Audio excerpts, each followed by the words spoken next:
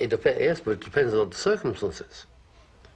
In our case, it was a liberation war. We felt convinced, and the country was unanimous on it, that we were entitled to try and get rid of British rule and free ourselves. And the whole country took that viewpoint. Now, I think that in South Africa, for instance, I think that the people are quite entitled to try to use force in order to try and liberate South Africa from the apartheid rule and the regime that obtains there. The same in Namibia, for instance. But was it as clear as that? I mean, just going back, did all of the Irish people support that violence? Wasn't it something like what it is today, when there are great divisions of opinion about violence? No, there wasn't really, not in the 1920 period. 1920 period, the IRA had the backing of the entire Irish people at the time. 80%, 80 to 90% of the Irish people. So you're 1918 elections, you see, they swept the board, and that was the issue. Even against the advice of the Irish bishops.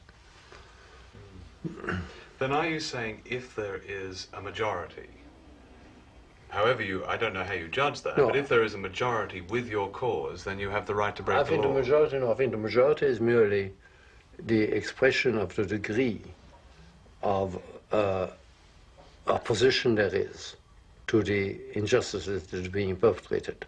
I think it's merely, if you like, the thermometer, the majority. I think that the test is really, are the injustices that are being perpetrated such as to make it inevitable nearly that you have to overthrow a regime, whatever regime it is.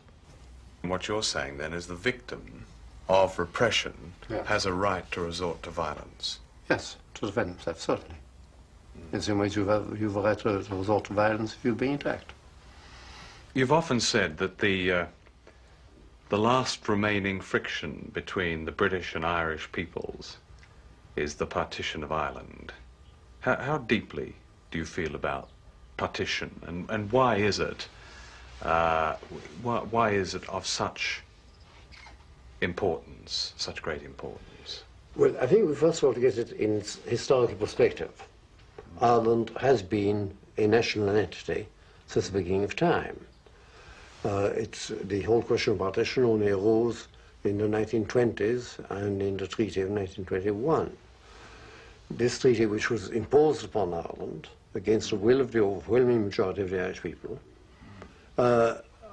resulted in two obstacles to good relations between England and Ireland remaining. First of all, the question of the relationship with the Crown. All our members of Parliament were supposed to take an oath of allegiance to the Crown. That's one point of friction. The other was the partition of the country.